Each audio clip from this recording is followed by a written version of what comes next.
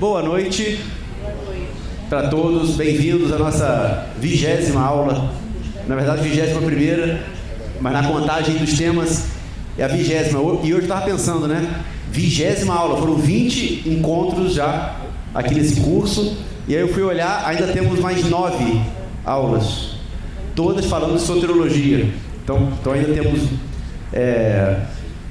mais ou menos lá para meados de outubro, a gente vai estar finalizando esse módulo.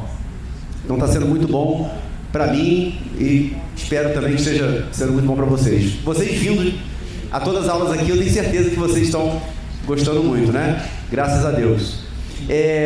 Bom, o pastor Fabrini hoje também não estará conosco, ele está viajando, ele deve chegar essa semana, então acho que na semana que vem ele já esteja com a gente, tá? E antes de começar, eu não sei quem estava aqui ontem no culto de 11 ou às 18, mas nós recebemos aqui o nosso irmão William Douglas, que é um membro da nossa igreja, e o William é muito conhecido, né?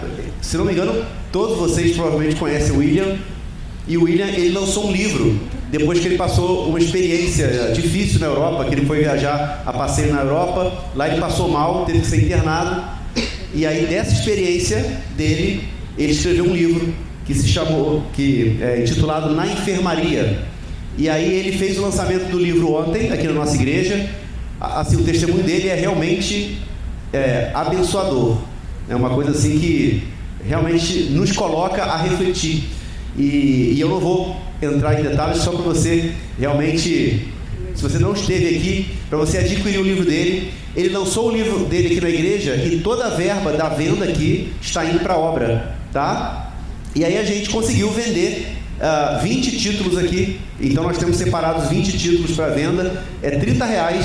Então se você não levou o seu livro, ao final da aula você vai procurar o Cláudio, nosso conector do Ministério de Microfones, do Educação Plena, e ele faz a venda para vocês, tá? A gente vai usar aquele mesmo QR Code ali do sorvete Havana, tá? Para o pagamento, e aí o Cláudio dá o livro para você. Então, se você não adquiriu, adquira, que essa história realmente é muito edificante. Foi muito bom ontem ouvi-lo falar sobre essa experiência.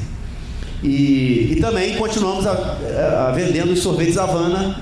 Para quem não sabe, toda a verba arrecadada com a venda dos sorvetes vai também para a obra. Tudo bem? Bom, acho que de informações foi isso. Então nós podemos começar a nossa aula. Hoje nós falamos sobre a expiação. Você sabe o que é expiação? Não precisa responder todo mundo, mas pensem aí. Qual o significado de expiação? Por que a gente fala que Jesus Cristo morreu para expiação dos pecados? Aí você está lendo a Bíblia lá, né? Aí fala, Jesus Cristo se entregou na cruz para a expiação dos nossos pecados. O que é isso? O que é expiação de pecado? E por que isso é tão importante para a gente? A gente vai discutir isso. Na verdade, isso é o aspecto central da teologia cristã. É o aspecto central do cristianismo. Todo mundo fala, Jesus Cristo morreu por nós. Jesus Cristo morreu para pagar meus pecados. Mas o que isso significa? É isso que a gente vai falar hoje, tá? E aí, começando a aula de hoje, com 1 Coríntios capítulo 2, versículo 2. Pois decidi não saber de nada enquanto estivesse entre vocês, exceto de Jesus Cristo e este crucificado. Isso é Paulo dizendo o seguinte, olha, nada mais interessa. A única coisa que interessa para mim é Jesus Cristo e este crucificado. Por que é importante ele ter falado isso? Jesus Cristo e este crucificado. E aí Paulo, nas suas cartas, fala demais sobre a entrega de Jesus Cristo na cruz, na morte de cruz. Por que Paulo sempre batia nessa tecla? Jesus Cristo morreu, uma morte de cruz, crucificado, etc, etc.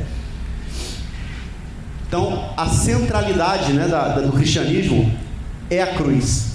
A doutrina da expiação, como eu disse, então, é central para toda a teologia cristã. Então, você tira a cruz, já não é cristianismo. Nem chega perto ao que é cristianismo. Para Lutero, o cristianismo é a teologia da cruz. Cristianismo é a teologia da cruz. Então eu não posso tirar a cruz dessa teologia. A cruz veio a ser o símbolo universal do cristianismo. Eu acho que isso não é novidade para ninguém, né? Desde lá a igreja primitiva, né? A gente já tem o uso da cruz como um símbolo da cristandade, justamente porque a cruz é o centro da nossa teologia, e daí ela se tornou símbolo. Claro que para nossos amigos católicos, você tem a cruz com o Cristo sofredor ali pregado na cruz. Para nós, reformados, nós tiramos o Cristo da cruz. Então o nosso símbolo é a cruz sem Cristo. A gente foca na ressurreição, né? O conceito de expiação retrocede ao Antigo Testamento. Isso é uma coisa também legal de a gente saber. Ou seja, expiação não é uma coisa do Novo Testamento. Não é só quando Jesus veio que surgiu essa necessidade de expiação. A expiação ela existia desde o Antigo Testamento, na forma dos sacrifícios, das ofertas e dos sacrifícios, que a gente vai falar também hoje, tá? Então essa ideia de expiação ela já vem desde os primórdios. E aí, para fazer uma breve revisão e uma introdução de tudo que a gente vai falar aqui, eu vou pedir para o JP, ele vai botar um vídeo rápido para a gente assistir. A palavra expiação, kafar, em hebraico, significa cobrir. Os sacrifícios pelo pecado do Velho Testamento fizeram isso, cobriram os pecados do povo diante de Deus. A expiação possui dois aspectos: a propiciação, que atende às santas reivindicações de Deus contra o pecado, e a substituição, que atende à nossa culpa. No dia da expiação, que ocorria todo o ano, o sacerdote, após fazer sacrifício para si e sua família, pegava 2 bodes, um dos 2 bodes era levado ao altar e era morto, e seu sangue era aspergido sobre o propiciatório, a tampa da Arca da Aliança. Isso fala da propiciação que atende às santas reivindicações de Deus contra o pecado. É figura do sofrimento e morte de Cristo, que a natureza santa de Deus reivindicou, tendo Cristo concedido uma satisfação completa às reivindicações da justiça divina. Em seguida, o outro bode tinha os pecados do povo confessados sobre ele e era enviado para o deserto. Isso representava os pecados sendo confessados e carregados por Cristo na cruz. Cristo assumiu nossa posição de culpados sob o julgamento de Deus e assim suportou os nossos pecados em seu próprio corpo sobre o madeiro. Propiciação é para todo mundo. 1 João 2,2 diz que ele é a propiciação pelos nossos pecados, e não somente pelos nossos pecados, mas ainda pelos do mundo inteiro. Mas a substituição só se aplica para aqueles que creem. Por isso é incorreto anunciar para um público de incrédulos que Cristo levou os seus pecados. Ele só levou os pecados daqueles que creem, os muitos de Isaías 53:12 e Hebreus 9:28. Então, o mais correto ao evangelizar seria dizer que Cristo morreu para salvar os que creem nele. A palavra expiação, que, como dissemos, significa cobertura, não aparece no Novo Testamento, porque a obra consumada de Cristo fez muito mais do que fornecer uma cobertura para o pecado. Todavia, encontramos propiciação e substituição de forma direta e indireta no texto neotestamentário. Romanos 3,25 mostra o lado de Deus na obra de Cristo na cruz, enfatizando a propiciação, enquanto Romanos 4,25 mostra o lado do crente na obra de Cristo na cruz, enfatizando a substituição. Em 1 Pedro 3,18, o apóstolo Pedro liga essas verdades e então acrescenta a elas a verdade da reconciliação. Ele diz: porque também Cristo padeceu uma vez pelos pecados, isso é a propiciação, o justo pelos injustos, isso trata de substituição, para levar-nos a Deus, isso se refere à reconciliação. Por isso, a partir do momento que você crê em Cristo, passa a ser reconciliado pela obra dele, porque o problema do pecado já não é mais um problema para os que creem em Cristo. Mas se isso é verdade, por que continuamos a pecar? Bem, recomendo que assista esse vídeo que deixarei aqui nos cards e na descrição. Por esse vídeo é isso. Dúvidas e sugestões nos comentários. Enfim. Bom, gente, foi um vídeo, 3 minutos, né, abordando essa questão da expiação. Eu não sei se ficou claro já assistindo esse vídeo, mas ao longo dessa aula a gente vai tocar em alguns pontos, né, desse vídeo. E esse vídeo, ele já apresentou um aspecto principal da questão da expiação. Quando a gente fala expiação, existem 2 aspectos da expiação. que ele fala ali, o que a gente chama de propiciação e substituição. E para entender a importância disso, a gente tem que voltar um pouco nas aulas que a gente já teve e a gente conversou sobre isso. Então, um resumo: nós, seres humanos, quando nascemos desse mundo, nós nascemos com uma natureza pecaminosa. Então, todos nós pecamos. E porque todos nós pecamos, nós merecemos a morte como punição. Por quê? Deus é um Deus justo, perfeitamente soberano, e Deus não pode fechar os olhos para a injustiça. Deus não pode fechar os olhos para a transgressão da lei. Então, todo aquele que transgride a lei de Deus, o mandamento de Deus, ele deve ser punido, para que a justiça seja mantida no universo, tá? E qual que é o pagamento por esse pecado que a gente comete? É a morte. Então, todos nós deveríamos morrer. Mas o que Deus fez? Ele criou um plano de redenção. Ele enviou o seu Filho, que nasceu nesse mundo, e foi ao mesmo tempo Deus e homem. Então aqui eu estou falando várias coisas de várias aulas do passado. Jesus Cristo, nós vimos no ano passado, falando sobre isso, né? Jesus Cristo era 100% homem, 100% Deus. Não temos como explicar isso é um mistério, mas nós cremos nisso, e a Bíblia indica isso. E Jesus Cristo, porque era Deus, ele conseguiu viver uma vida santa e perfeita, mas ele era homem, então ele também nos representou. Então, aquilo que Jesus Cristo conseguiu fazer, nós não conseguimos, que é viver uma vida sem pecado. E, em determinado momento, o que Jesus Cristo faz? Ele não merecia morrer, mas ele se entrega. Ele se entrega à humilhação, ao sofrimento e à morte. Por que ele fez isso? É como se estivesse falando: Pai, eu estou pagando por tudo aquilo que os meus queridos filhos realizaram, né? Pecaram, merecem a sua ira, mas eu estou aqui pagando por eles. Então Jesus Cristo se entrega na cruz. Porque ele se entregou na cruz, ele não merecia morrer, Deus o ressuscita. E nós temos a promessa de que quando morrermos, nós estaremos com ele na glória. Isso aí já é um assunto até para o final do nosso curso, né? A ressurreição.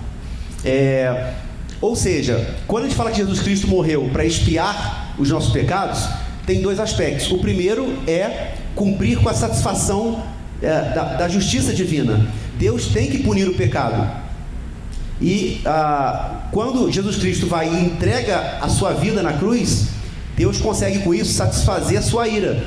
Ao invés de a ira dele recair sobre nós, a ira dele recaiu sobre Jesus Cristo. Então, com isso, a gente chama isso de propiciação. E além disso, Jesus Cristo, quando morre na cruz, ele está ali no nosso lugar. Éramos nós que teríamos que ter passado por aquilo, morrido uma morte de cruz e uma morte eterna, um afastamento eterno de Deus. Mas Jesus Cristo estava ali nos substituindo.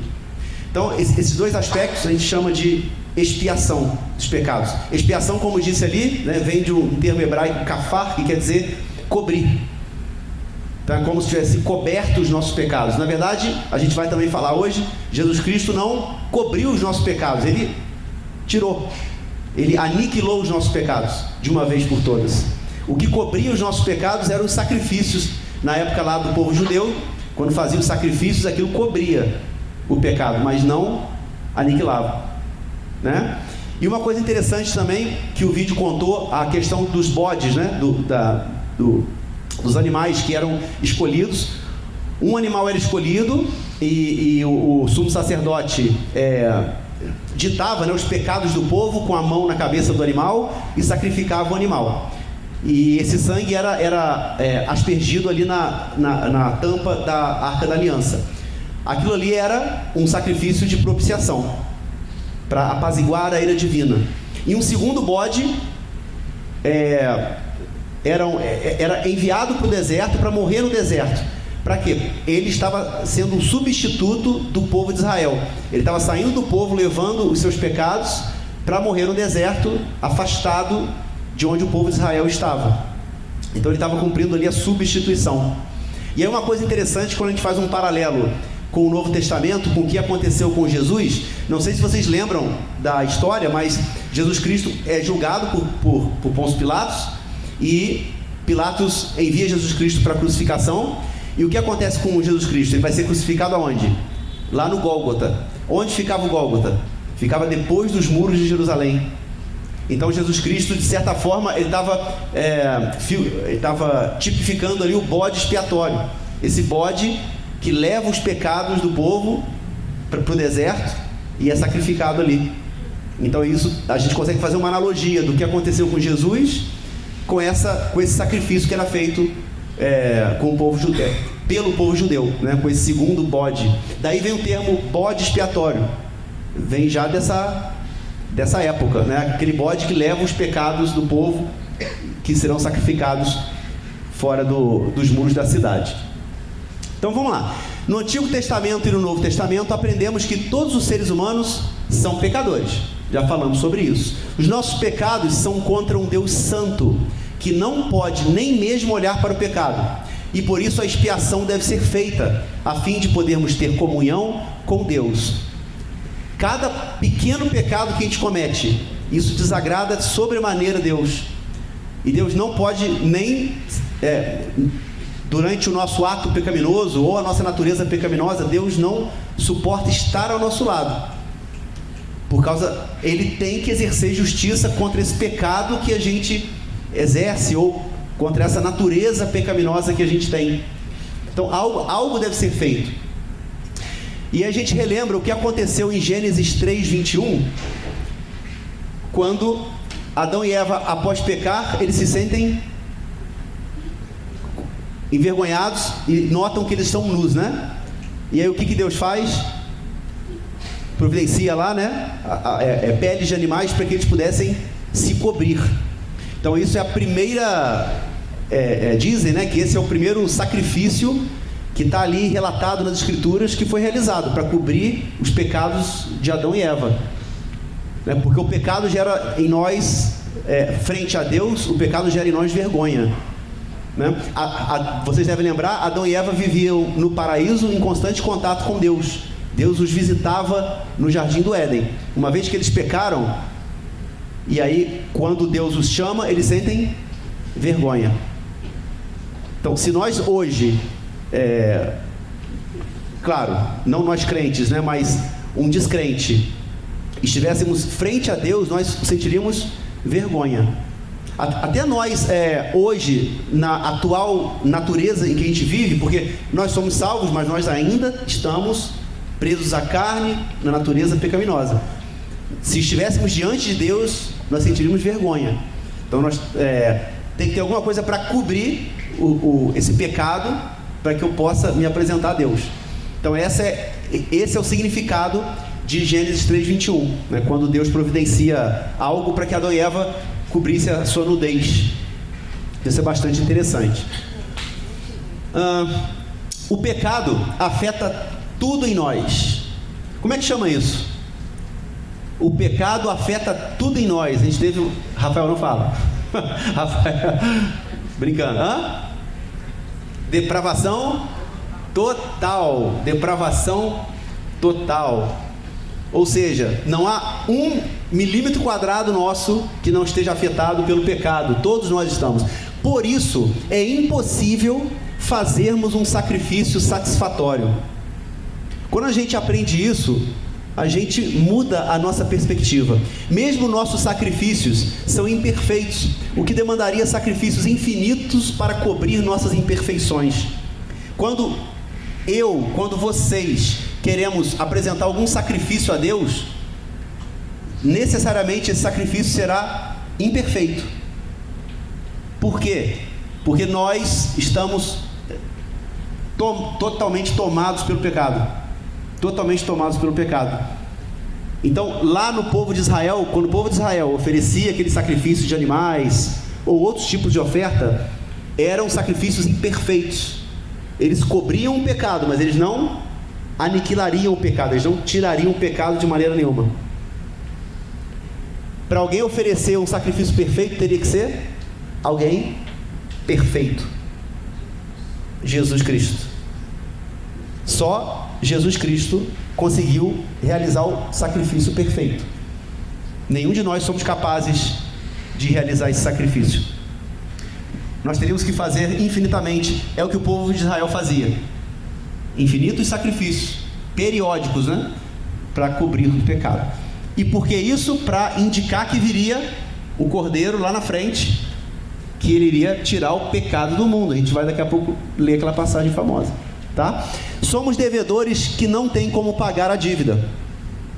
Nós somos devedores que não temos como pagar essa dívida com Deus, que ela é imensa. E aí, traduzindo isso numa imagem, quem é fã de Chaves aí? Tá o seu Barriga lá cobrando o seu Madruga, pague os 14 meses de aluguel. O seu Madruga não paga. Episódios e episódios de Chaves, e o seu Madruga nunca pagou.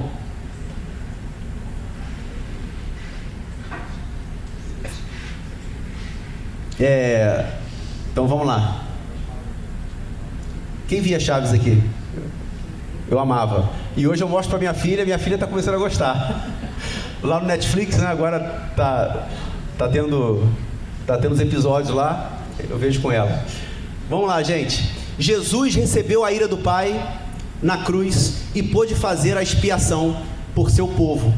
Então, Jesus Cristo, sim, foi o sacrifício perfeito, porque ele era perfeito, ele não tinha pecado.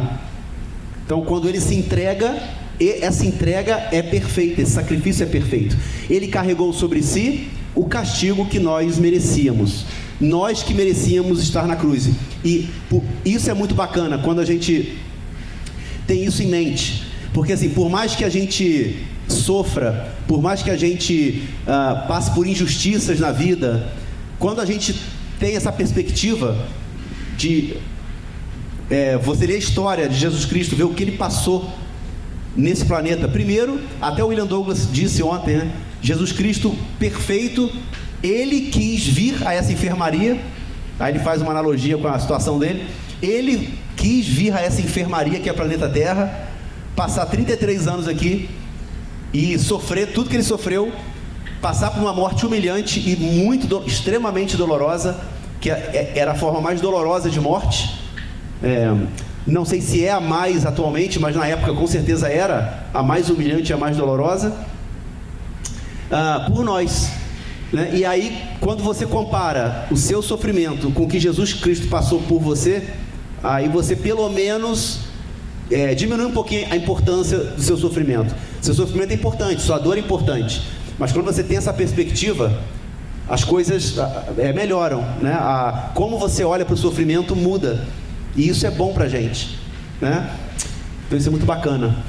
No Antigo Testamento, a aliança era de que uma maldição... No Antigo Testamento, a aliança era de que uma maldição caísse sobre qualquer pessoa que quebrasse a lei de Deus. Na cruz, Jesus não só tomou essa maldição, mas tornou-se ele próprio maldição em nosso lugar. Como Paulo diz em Gálatas 3:13, né? Era nós que deveríamos receber o peso da mão de Deus, essa maldição, né? Deus, no Antigo Testamento, Deus sempre falava com o povo: olha, se vocês me obedecer os meus mandamentos, vocês terão bênçãos. Do contrário, se vocês me desobedecerem, vocês receberão maldições. E aí a história de Israel era subidas, descidas, subidas, descidas, subidas, descidas, sempre relacionado com o aspecto religioso, espiritual do povo. Se o povo estava mal, recebiam maldições. Quando o povo se recuperava moralmente, espiritualmente, recebiam bênçãos. Então o tempo todo assim. Só que Jesus Cristo veio, se tornou maldição de uma vez por todas e recebeu o peso da ira de Deus, e com isso expiou os nossos pecados. Até aqui tudo bem, gente? Alguma dúvida? Não? Então vamos continuar. Jesus foi abandonado na cruz pelo Pai e experimentou a plena medida do inferno na cruz. Então a gente... era exatamente o que os soldados disseram, né? Se você é filho de Deus, por que você não sai daí? Né? Por que os anjos não vieram salvar Jesus Cristo, se ele era Deus? Porque para que Deus cumprisse essa proposta, né, de com a sua mão descer a sua ira toda em Jesus Cristo, ele teve que, de certa forma, abandonar o seu filho na cruz. Por isso que Jesus Cristo cita o primeiro versículo de um salmo, que eu não lembro qual é, mas o salmo, né? Deus meu, por que me desamparaste? Inclusive até o William citou essa essa passagem na sua pregação, mas mostrando exatamente que Jesus Cristo Salmo 22. O Salmo 22, Jesus Cristo naquele momento, naquele instante ali que ele estava no ápice do seu sofrimento, Deus, por que me desamparaste?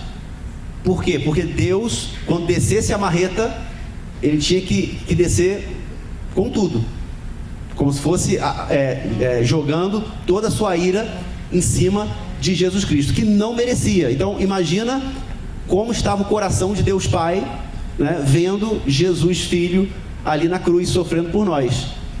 Mesmo assim, por amor a nós, Deus manteve Jesus Cristo, e Jesus Cristo também se manteve ali para que nós pudéssemos ser salvos. Então a máxima demonstração de amor que a gente pode ter, né?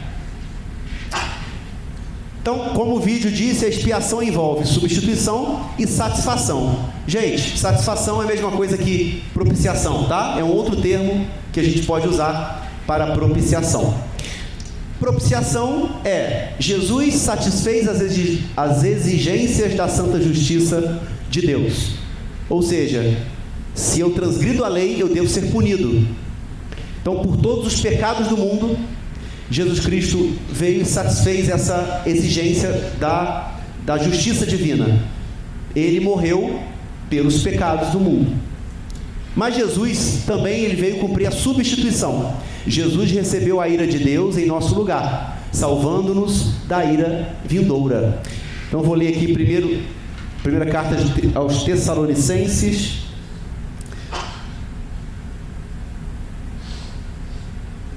Primeiro Tessalonicenses, capítulo 1, versículo 10. Eu vou ler aqui um pouco mais acima. Versículo 9. Pois eles mesmos relatam de que maneira vocês nos receberam e como se voltaram para Deus, deixando os ídolos a fim de servir ao Deus vivo e verdadeiro. Aí vem o versículo 10. E esperar dos céus o seu Filho, a quem ressuscitou dentre os mortos, Jesus, que nos livra da ira que há de vir. Jesus, que nos livra da ira que há de vir. Tá? Ou seja, todos nós seremos julgados. Todos nós teremos que prestar contas. Só que, quando nós cristãos formos prestar contas, nós não seremos acusados. Porque Jesus Cristo já pagou pelo preço. Nós colocamos a nossa fé em Jesus Cristo como nosso Salvador. Então, Ele entregou a sua vida para aqueles que creem. Ok? E quem são os que creem? Aí vem o calvinismo, aqueles que são eleitos. Aí vem a eleição, que a gente já conversou. A predestinação, né? Nas aulas passadas. Quem aqui não estava na aula de predestinação, aguardem, a gente está subindo aulas. A gente está até a aula 15, lá com os links das aulas gravadas. Ainda faltam a aula 16 para frente. Mas hoje eu já falei com o pessoal da mídia, eles devem carregar as aulas e em breve eu vou colocar lá para vocês, tá? Então não deixem de assistir. A aula de predestinação foi muito bacana. Então, quando olhamos para a cruz, Jesus morreu primeiro em nosso favor. Jesus Cristo morreu em nosso favor, para que nós fôssemos salvos.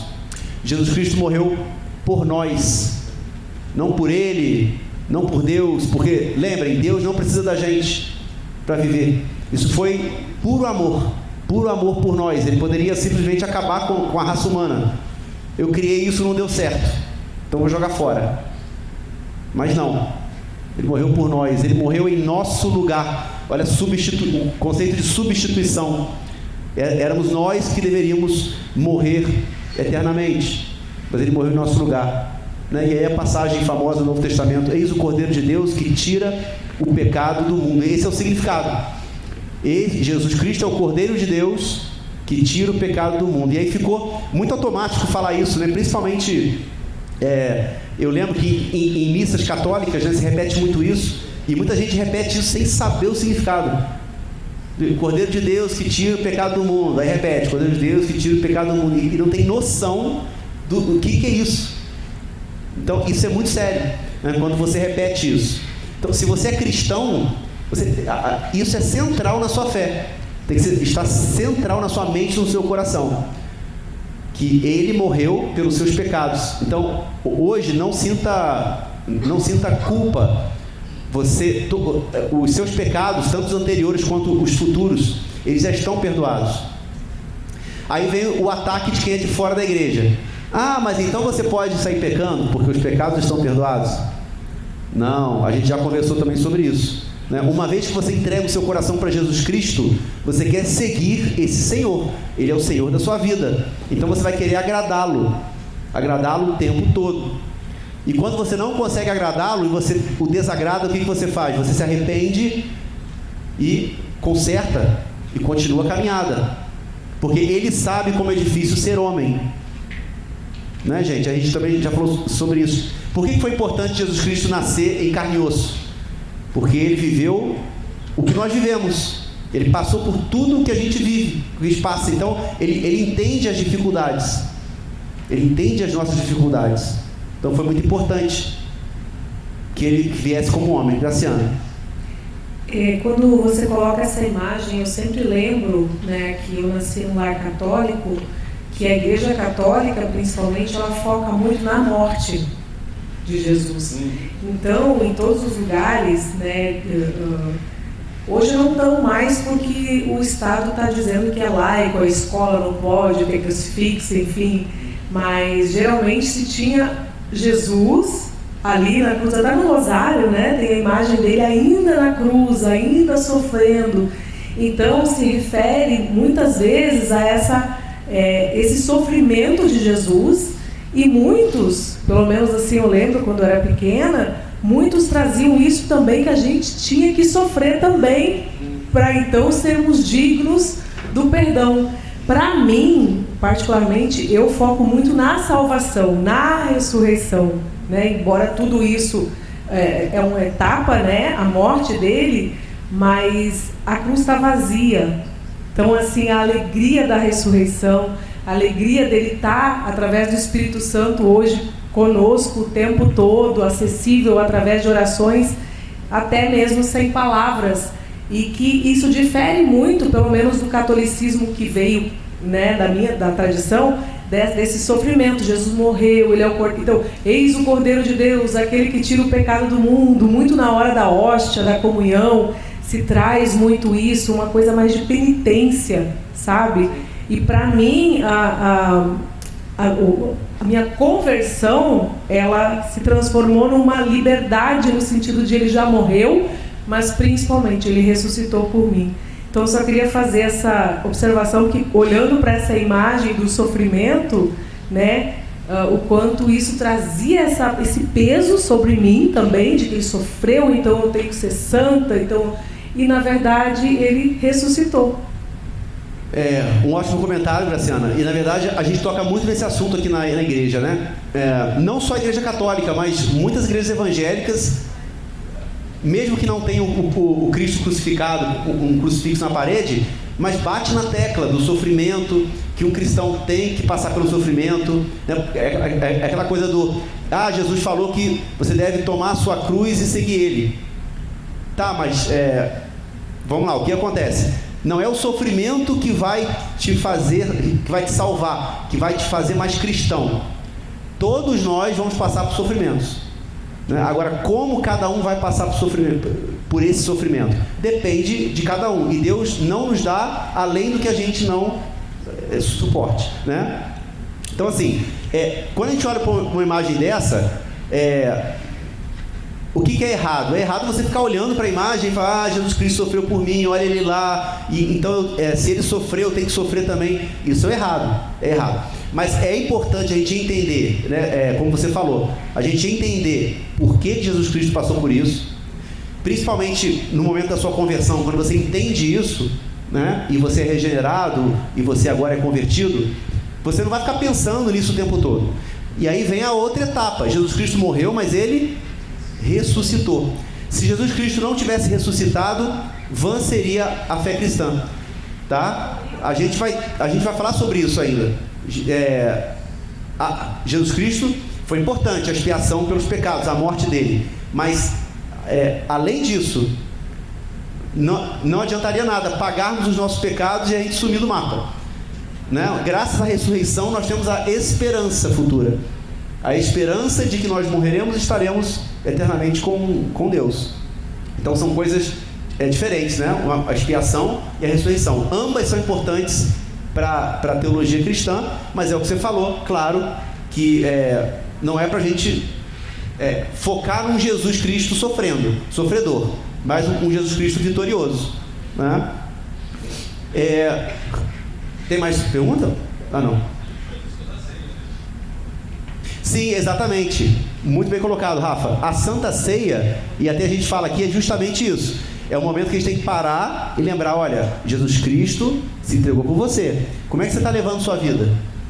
E aí você fecha os olhos e ora a Deus e pede ajuda para que você possa superar os obstáculos, vencer aqueles pecados que você luta o tempo todo. Periodicamente você tem aquele momento para parar e fazer essa reflexão. Daí a importância da ceia, né? Mas quando você ora a Deus e se coloca diante de Deus, não nessa postura de Jesus Cristo está sofrendo, eu tenho que sofrer. Não, Jesus Cristo agora é vitorioso, eu serei vitorioso com Cristo. Dificuldades vão existir porque a gente está nesse mundo, a gente não está lá, a gente está nesse mundo. É aquela constante tensão que os teólogos chamam de o já, agora não. Ainda não, isso, o já, ainda não. Ou seja, nós estamos salvos, mas ainda não. No mundo tereis aflições, mas tem de bom ânimo, venci o mundo. Então, a gente estamos santificados, mas ao mesmo tempo não. Então, é aquela tensão que existe do Novo Testamento, da Nova Aliança, né? Mas isso é questão de tempo, porque nós estamos presos num mundo que depende do tempo. Então, a gente tem que esperar o tempo passar, né? Para que a gente, em breve, esteja com o nosso Senhor. E isso aqui é o que a gente chama de sofrimento vicário, né? Quando a gente fala que Jesus Cristo passou por um sofrimento vicário. Aí eu pesquisei, né, o que quer dizer vicário, sofrimento vicário. Sofrimento vicário refere-se à experiência de sentir dor ou sofrimento ao testemunhar ou se identificar com a dor da outra pessoa, mesmo que não se esteja diretamente envolvido na situação. É exatamente o que Jesus fez. Ele se identificou conosco. E Ele, para nos salvar, para cobrir os nossos pecados, Ele se identificou com a gente e foi e se entregou na morte de cruz. É uma forma de sofrimento emocional que pode ocorrer quando alguém se coloca no lugar do outro e se conecta com sua experiência de perda, trauma ou dor. Isso aqui, gente, não é uma definição teológica, tá? É uma definição de dicionário, mas que traz muito o que Jesus Cristo fez por nós, né? Rafael? É só lembrar que vicário significa substituto. Você vê o Papa seria o vicário de Cristo, né? E biblicamente falando, o substituto de Cristo é o Espírito Santo. Então, o sofrimento vicário é sofrimento substitutivo, né? Ele sofreu no nosso lugar. Sim, teologicamente falando, tá. Isso aí. Vamos lá, gente.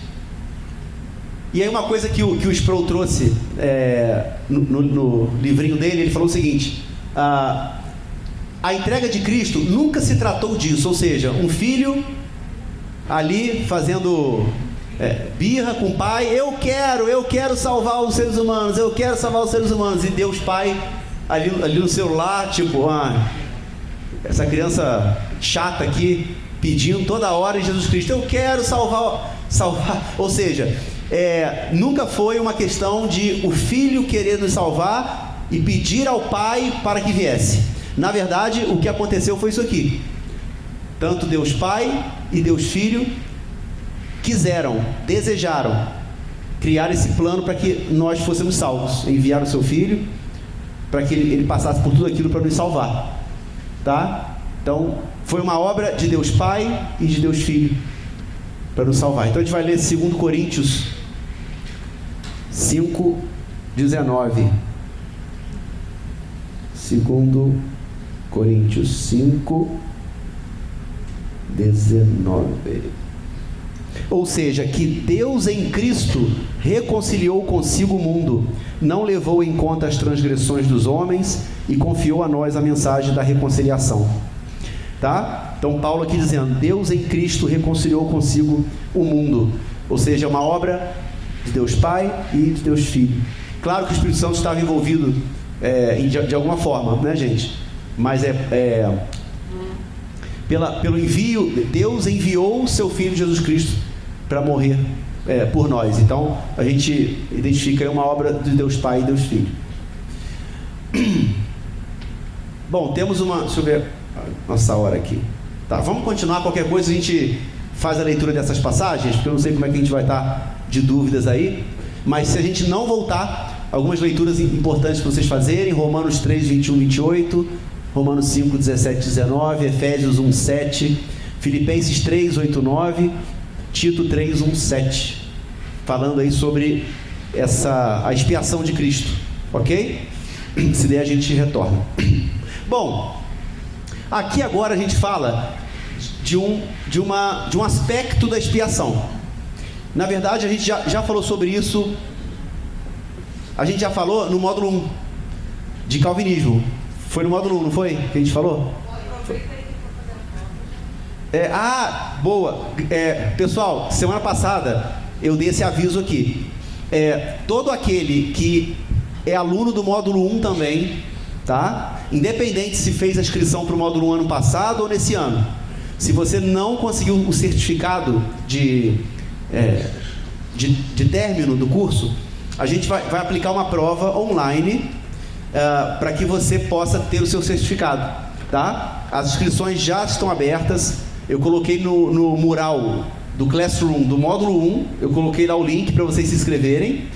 Eu não lembro agora a data, mas vai ser em outubro, numa terça-feira, de 7 às 10 horas da noite. Eu vou enviar o link, vocês vão clicar e vão responder as perguntas, tá? Sem colar. O Espírito Santo está de olho, tá? Brincando, gente, mas... Não. Prova em casa vocês vão consultar, né? Claro. Mas enfim.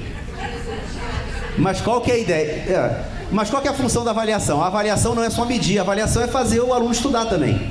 Então, você está ali na prova, fazendo a revisão, né?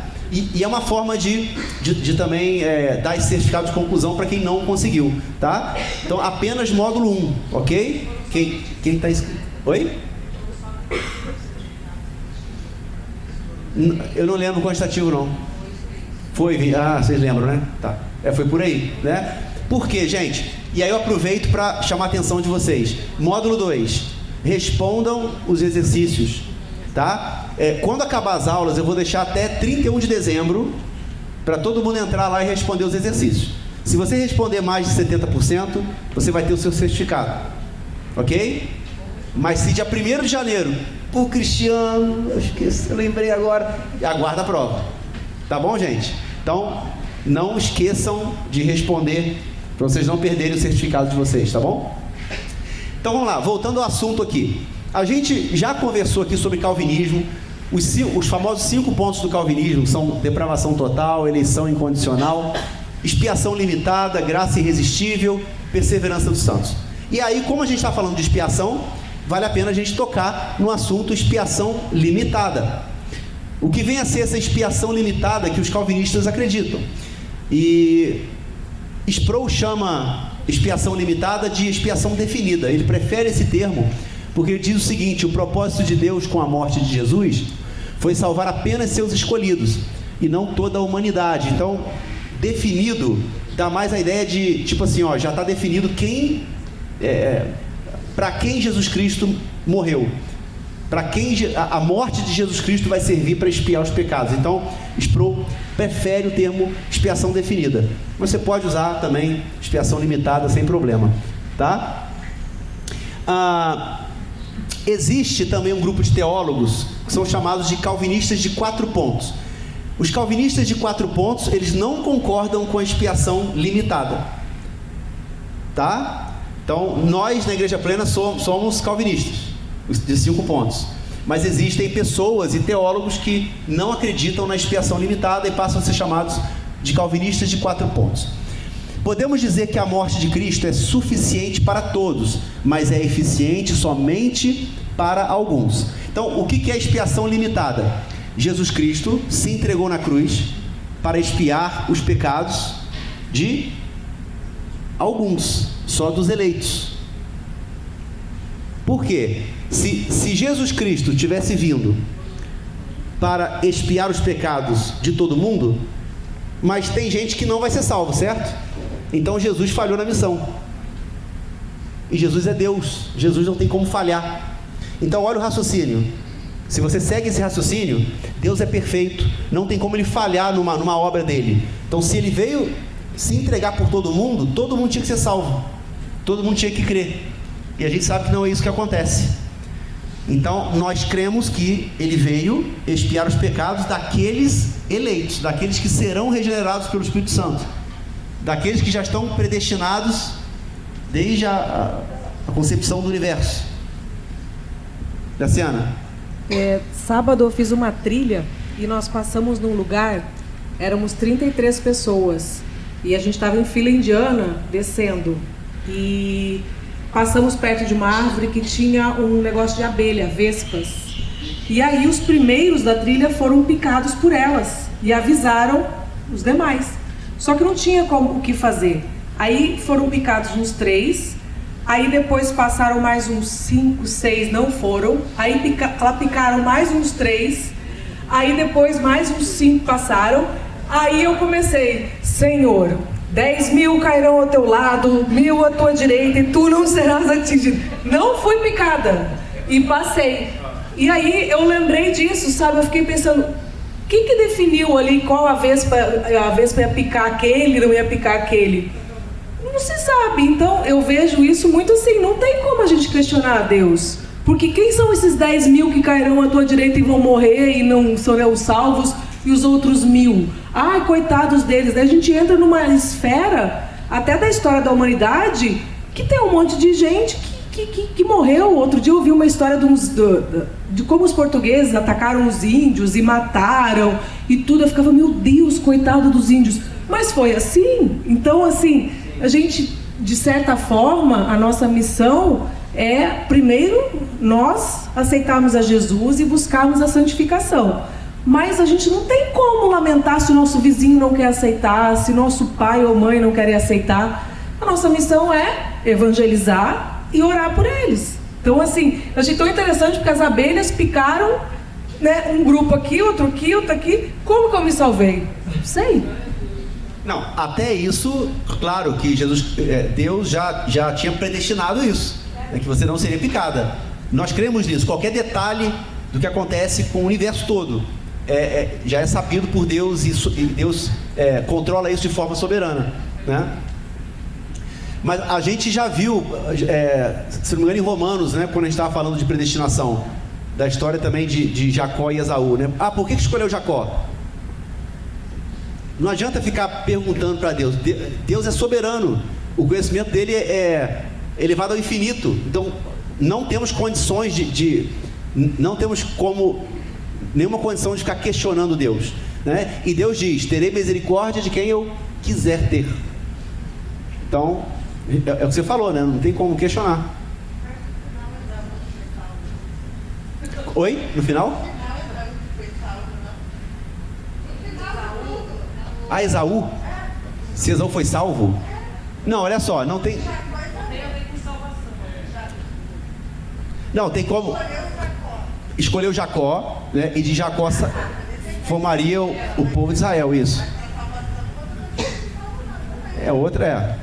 Porque afinal de contas, né, filho de Isaac, né, pô, coitado. Tem moral. Tem moral. Neto de Abraão vai ser salvo? Então, a Bíblia nos mostra que o povo de Israel é o povo escolhido. E esse povo descende de Jacó, Abraão, Isaac e Jacó, e depois as tribos de... Então, assim, tudo indica que esse povo será salvo. Essa linhagem foi escolhida por Deus para ser salva e dar origem a Jesus Cristo, no final das contas, né?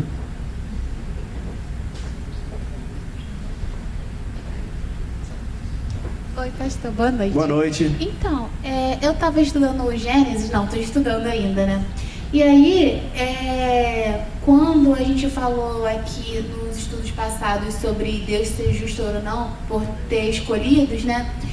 Eu estava realmente pensando isso na passagem sobre o dilúvio, porque Deus mandou o dilúvio e aí depois, mesmo com ele escolheu Noé e os filhos dele, depois dessa descendência que as águas passaram, eu vi que as pessoas, mesmo sabendo desse evento na Terra, elas se afastaram de Deus, né? Eles foram tendo filhos e aí a gente vê que os seres humanos, mesmo sabendo desse dilúvio, eles se afastaram de Deus, né? Então, mesmo após o dilúvio, mesmo Deus escolhendo Noé e sua família, os seres humanos ainda escolheram não a Deus. E isso me fez ficar muito pensativa, né? Como que para eles era mais impactante ainda, né? Saber desse evento real. E aí, o que eu queria perguntar? Não sei se é perguntar, mas pensar junto. Porque o senhor acha que, porque teve o dilúvio, Deus queria tirar a violência da terra e tudo mais. E depois do dilúvio, Deus fez assim, eles teve os escolhidos dele, como Jacó, né, não Esaú. Aí o senhor acha que Deus, a intenção de Deus é vencer o diabo e os seres humanos é um meio para isso? Um exemplo, porque depois que teve o dilúvio, só com a família de Noé, que o próprio Deus escolheu os seres humanos que estariam dentro da arca, e mesmo depois dele escolher essa família, os seres humanos escolheram se afastar. Depois, né, as gerações não se aproximaram de Deus. E aí depois teve toda essa história até chegar Jesus, de Israel e tudo mais. E aí eu fico pensando, será que Deus está dando... Qual é a real intenção de Deus nisso, né? Porque se pensar em questão de sofrimento, Jesus poderia ter vindo ali para a família de Noé, por exemplo, né? E vencer o diabo lá atrás. Mas aí a gente está aqui hoje. Então, às vezes eu fico pensando... o que Deus quer com tanto tempo e com tantas gerações à frente. Claro, eu me coloco também nesse lugar de eu ver Deus fazendo vários milagres na minha vida e várias vezes eu me afastei também. Mas é porque ver o que aconteceu com o dilúvio, uma coisa tão impactante, mesmo assim as pessoas se afastarem, eu fico pensativa com isso, sabe? Então,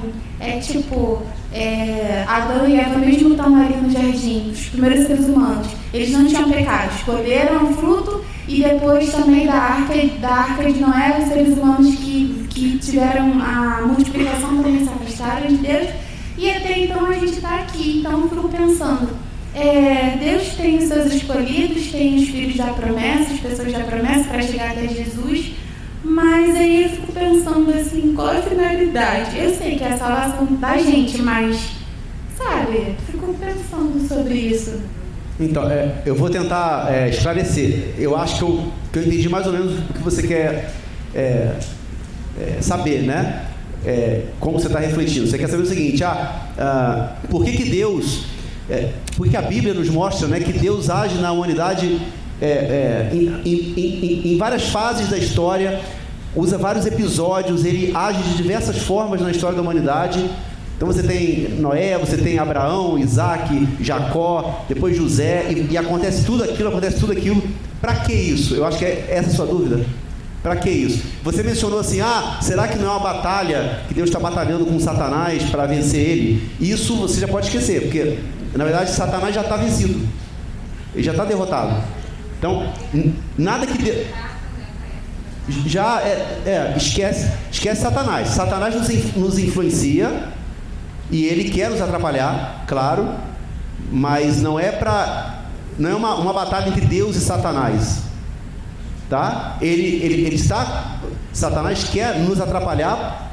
Por quê? Porque, sei lá, sente inveja, porque Deus nos escolheu para nos salvar e ele não sei, tá? Então, Outra coisa, não dá para a gente ficar perguntando muito, por que Deus mandou o dilúvio e por que foi Noé? Por que foi Abraão? Por que foi Isaac? Por que foi Jacó? A Bíblia não diz e nem queira saber, tá? Não tem como a gente saber por que foi Abraão. Eu não questiono assim o porquê deles serem escolhidos. É só que se a intenção de Deus com o dilúvio foi tirar a violência para as pessoas viverem voltadas para Ele, o porquê disso não ter acontecido, sabe? As pessoas escolheram mesmo assim viver. Sim, exatamente. É como se. Vai lá, Cláudio. Eu acho que por várias vezes, não é a primeira vez, que o povo, que Deus promete, livra e o povo vira as costas. O tempo inteiro. Quando Moisés foi, quando ele retornou, quando retornou já estavam eles adorando, né, a outros deuses. Então o povo, mas é isso que mostra a nossa fraqueza também, né? Sim. Sim. Na Bíblia inteira e na história inteira da humanidade, pega a história da igreja toda. É isso. É a gente o tempo todo falhando. E Deus trazendo o juízo, punindo o pecado, e a gente continua errando. Por causa da nossa natureza. Mas assim, então, eu entendo isso. Eu também concordo que é a natureza humana, que a gente também tem essas mesmas atitudes que todo povo que de exemplo da Bíblia tem. Só que é muito impactante você ver que Deus trouxe um dilúvio para o planeta Terra, e mesmo depois disso ainda ocorre as mesmas coisas até hoje. Sim. Isso nos ensina o quê? Que não há o que fazer contra o nosso pecado. Não há. A gente falou isso acho que na semana passada, né? Não há ação social, não há educação, não há melhora nesse mundo que tire a gente desse estado. Só tem um jeito. Que é o que a gente está falando agora. É isso, tá? Rafa, comentário rápido, só pra gente continuar. Pra gente ultrapassar. Vai lá. Eu só queria citar uma passagem aqui que Jesus falou sobre isso. Mateus 24, 37. Como foi nos dias de Noé, assim também será na vinda do Filho do Homem. Pois nos dias anteriores ao dilúvio, o povo vivia comendo e bebendo, casando-se e dando-se em casamento, até o dia em que Noé entrou na arca. E eles nada perceberam, até que veio o dilúvio e os levou a todos. Assim acontecerá na vinda do Filho do Homem. Hoje não é muito diferente, né? A gente anuncia o Evangelho, prega a palavra, e muitos continuam seguindo o caminho deles, achando que Deus não existe. Mas vai ter isso aí. E aí a passagem que o Rafa trouxe, vai ter um momento que aí vai ser para valer. Fechou as portas. Aí já era. Que vai ser o dia do Senhor. Que a gente vai falar também sobre isso na nossa última aula, tá? Ressurreição, e o que é esse dia do Senhor e tal. Vamos lá, gente. A visão reformada sustenta que a expiação de Cristo foi destinada e intencionada só para os eleitos. Que é o que a gente estava falando aqui. Cristo deu sua vida apenas para as suas ovelhas. Não faz sentido. Claro que a gente respeita quem crê o contrário, tá, gente?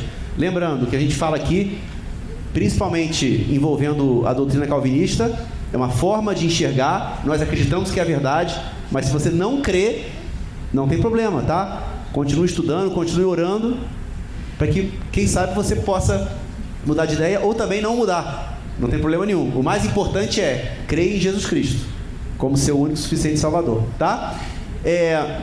Então, Cristo deu sua vida apenas para as suas ovelhas. Se Jesus Cristo tivesse dado a sua vida para todo mundo, ele teria falhado na sua missão. E ele é Deus, ele não pode falhar. A expiação foi uma obra real de redenção e não simplesmente potencial. Ou seja, ele morreu para aqueles que ele sabia que estavam escolhidos, queriam ser salvos. Não há possibilidade de que o desígnio e a intenção de Deus sejam frustrados. Se a gente crê num Deus santo, poderoso, soberano, é impossível que os desígnios de Deus sejam atrapalhados.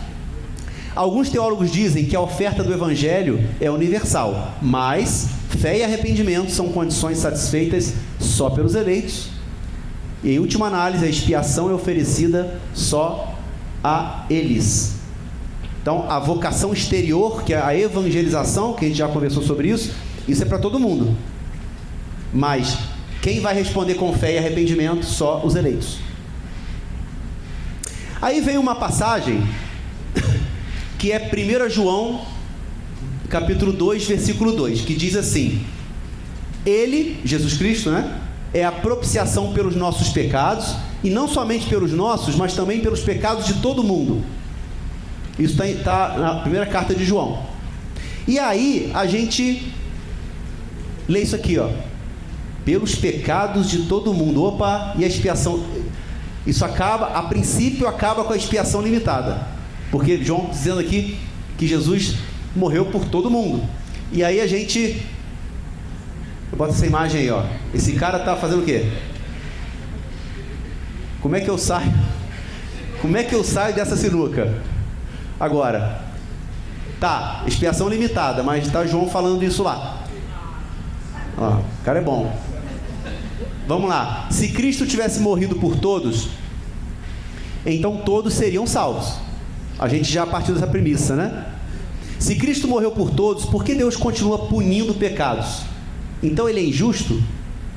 Então Jesus Cristo já morreu por todos os pecados, porque a gente continua ainda entendendo que Deus continua punindo os pecados do mundo.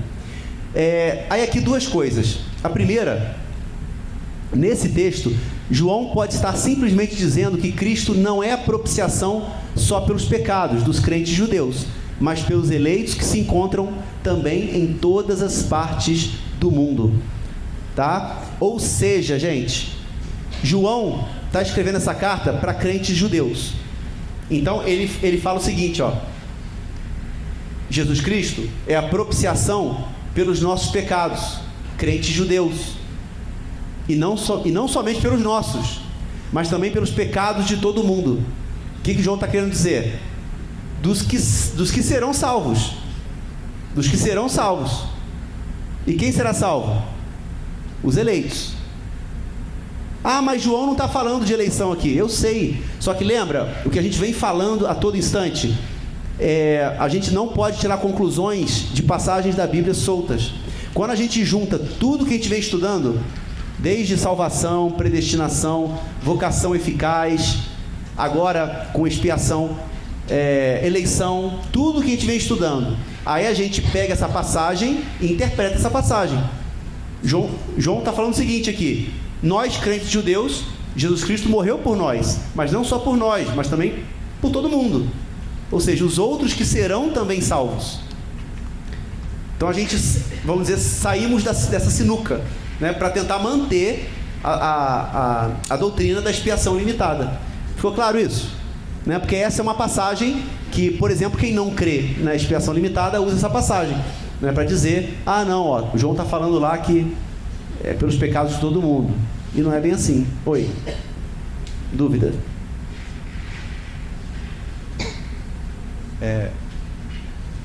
Pastor, esse mundo não pode ser a criação em si, não as pessoas, porque, se não me engano, está com o cosmos, que é o universo, criação, enfim.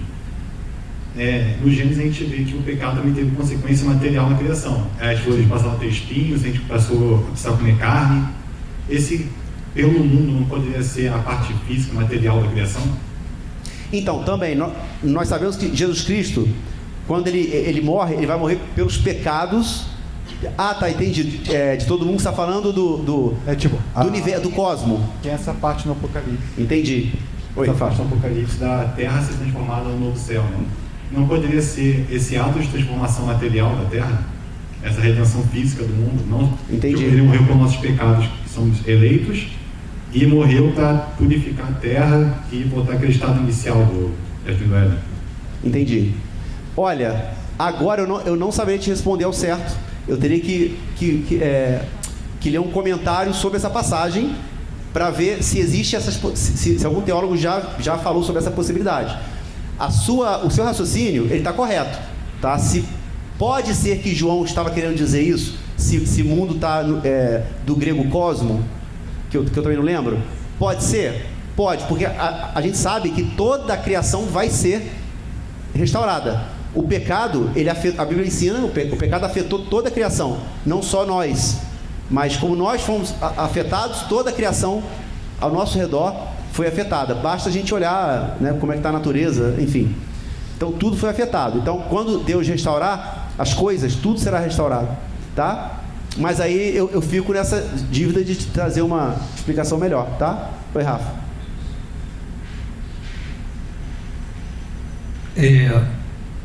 Só um palpite, tá? Também não sei igual você, mas o contexto aqui está dizendo: meus filhinhos, escrevo a vocês essas coisas porque vocês não pequem.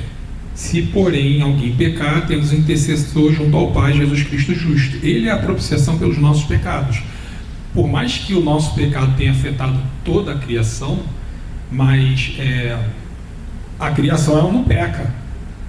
Eu acho que ele está falando aqui de todos, está falando de seres humanos e não se referindo à criação, entende? A minha opinião está nesse contexto. Também nunca estudei sobre isso. Isso. Deixa eu só pegar aqui, botar aqui a passagem. 1 João, né? 2:2. Meus filhinhos, escrevo a vocês estas coisas para que não pequem. Se, porém, alguém pecar, temos um intercessor junto ao Pai, Jesus Cristo justo. Ele é expiação pelos nossos pecados, e não somente pelos nossos, mas também pelos de todo mundo. Como ele vem falando antes, né? Para pessoas, para seres humanos, provavelmente o mais certo é que ele esteja falando de pessoas. Lendo a passagem inteira, né? Tá ótimo, Rafa. Vamos lá, concluindo. O plano de Deus foi decidido antes que qualquer pessoa estivesse no mundo. Então, aqui nós temos predestinação, né? A expiação de Cristo não foi um pensamento divino de última hora. Então, isso aqui também é importante. A entrega de Cristo não foi uma coisa decidida lá no jardim do Getsemane. Eu acho que eu vou me entregar. Não, isso já está desde a concepção do mundo. Deus já tem esse plano redentor. O desígnio não foi estabelecido por acaso, mas de acordo com um plano e um propósito específicos, os quais Deus está cumprindo soberanamente. Então Deus está cumprindo ainda o seu propósito nesse mundo. Por isso que o dia do Senhor não chegou.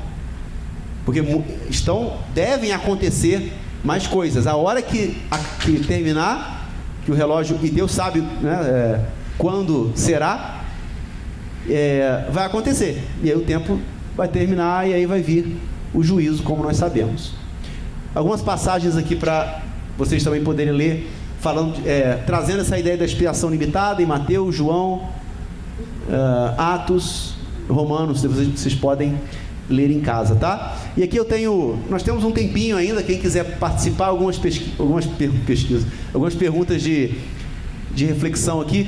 Por que o sacrifício de Cristo na cruz foi suficiente e perfeito para expiar os nossos pecados? A gente já conversou, né? Por que o sacrifício de Jesus foi suficiente na cruz?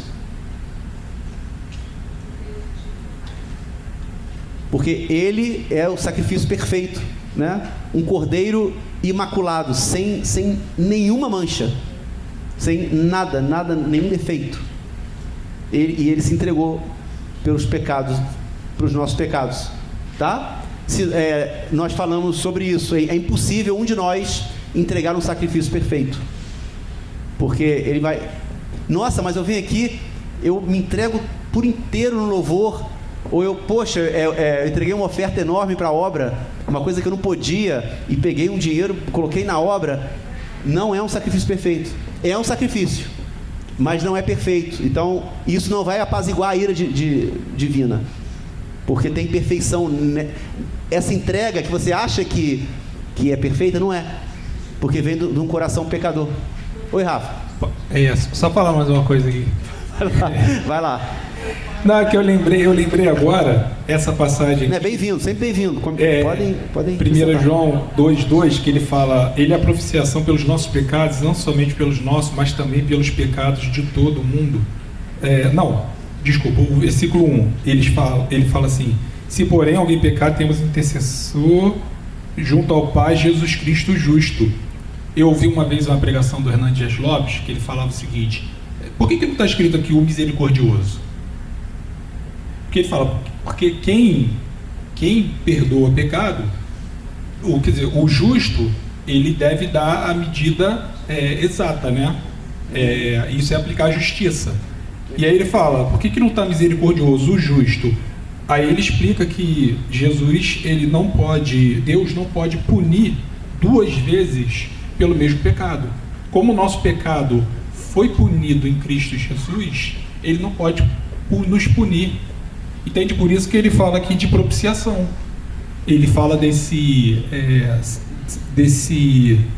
do sacrifício, quando você falou do sacrifício substitutivo de Cristo, que ele morreu em nosso lugar, e a ira de Deus veio sobre Jesus Cristo, e aí, por isso que ele é o Jesus Cristo justo. Ele é justo, ele não vai punir novamente os nossos pecados. Enfim, eu lembrei dessa pregação agora, aí queria compartilhar com vocês. Não sei se eu expliquei direito, tá? Não, acho que sim. Se não, claro. Procura lá Hernandes Dias Lopes, que é uma fonte mais confiável. Não, ficou claro, sim. Muito bom, Rafa. E para a gente terminar, será que Deus exige algum sacrifício daqueles que são seus filhos, a título de consagração ou reconhecimento do que Jesus fez por eles? Deus exige da gente algum sacrifício?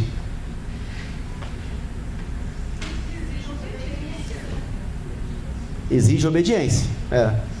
Exige obediência. E ele sabe que nós não conseguiremos obedecer 100%. Mas o que ele exige é obediência. Só que, lembrando, não é a nossa obediência que nos fará mais ou menos salvos. Nós já somos salvos. A gente vai ter uma aula só para falar de a diferença da fé e das obras. A salvação pela fé e a salvação pelas obras. Vai ter uma aula só para falar sobre isso. E aí a gente vai matar essa questão, né? Porque muita gente ainda fica, nossa, mas será que eu faço o suficiente para Deus? Será que eu vou na igreja o suficiente para Deus? Será que eu... Não, nada disso. Você não pode pensar isso. Você deve buscar Deus porque você o ama e você quer ter mais e mais intimidade com Ele para você ter uma vida cada vez melhor. Mas não fazer coisas para uma forma de satisfazer barganhar, exatamente. Barganha com Deus não existe. Ele não vai te amar mais ou te amar menos, exatamente.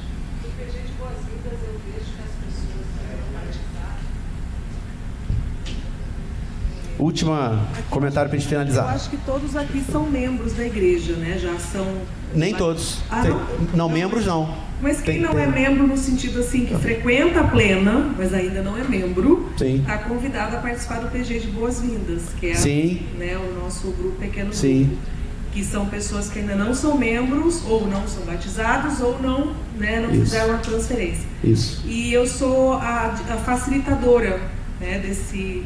E eu percebo assim a dificuldade que as pessoas têm em batizar, porque elas querem estar perfeitas para o batismo.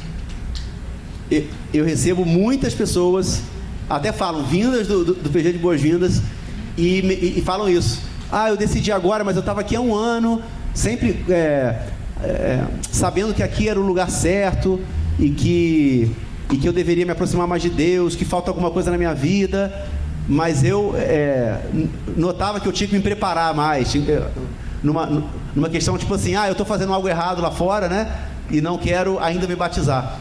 E realmente é um erro. Mas assim, a decisão do batismo, ela tem que vir única e exclusivamente pelo fato dessa pessoa ter aberto seu coração ao chamado de Deus, ou seja, aceitar Jesus Cristo como seu suficiente Salvador. E o processo de santificação é posterior. Isso aí. Depois a gente vai consertar. Exatamente. Você empurra a pessoa para o pastor Cristiano. Isso. Mas muitas pessoas realmente vêm para a entrevista de batismo contando isso, que aguardam muito para batizar. Mas eu ainda não consegui parar de tomar cerveja, então eu não posso batizar. Sério, tem pessoas assim que falam, eu disse, meu filho, não é isso. Você só vai parar o dia que eu conheço várias pessoas. O Espírito Santo vai te tocar que aquilo não está fazendo bem para a sua saúde, que talvez você esteja escandalizando alguém. Só isso, mas é sobre você com Deus, não é sobre a salvação, né? Sim, Graciano. Gente, mais uma dúvida? Vai lá, pode ir lá. Não, eu fui perguntar, agora tem que responder. Aqui, Cláudio. Oi, Cláudio, aqui,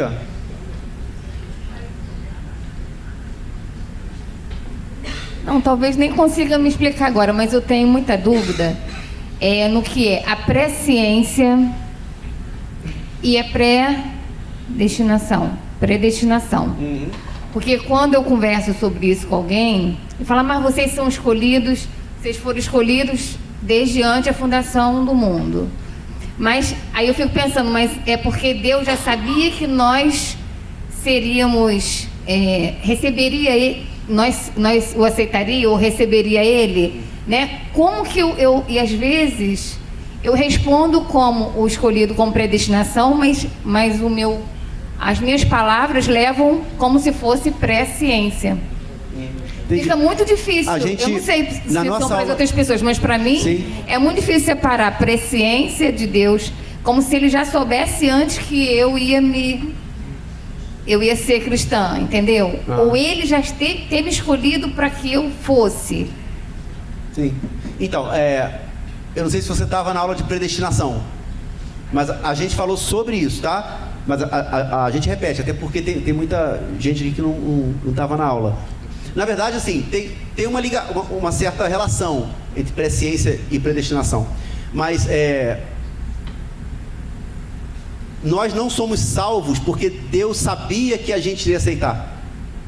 Nós somos salvos porque Deus nos escolheu. É o contrário. Nós aceitamos, nós temos o nosso coração regenerado porque Deus quis. Deus veio em nossa direção e nos salvou.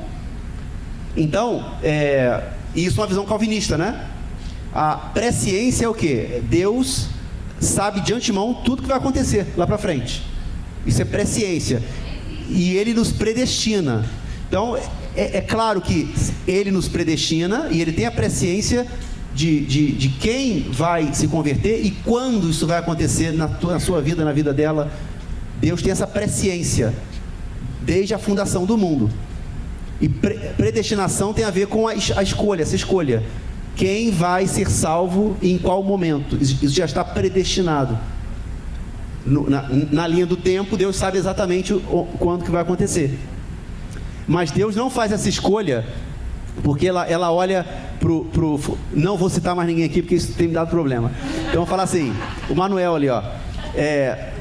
Deus não faz assim, o Manuel, com certeza ele vai me escolher, então eu vou salvar ele, eu vou no encontro dele. Não é assim. Todos nós nunca responderíamos a Deus, a não ser que Ele fosse com o seu Espírito Santo e regenerasse o nosso coração. Então é sempre, o que a gente falou, um trabalho monergístico, ou seja, só de Deus pra gente. O trabalho é de Deus, a gente não tem nenhuma ingerência. Ficou claro? Gente, já estamos quase no nosso tempo. Lembrando, no final da aula vocês podem passar ali embaixo, adquirir o seu sorvete Havana para ajudar a obra. Ou também, para quem esteve ontem aqui, o nosso irmão William Douglas lançou o seu livro.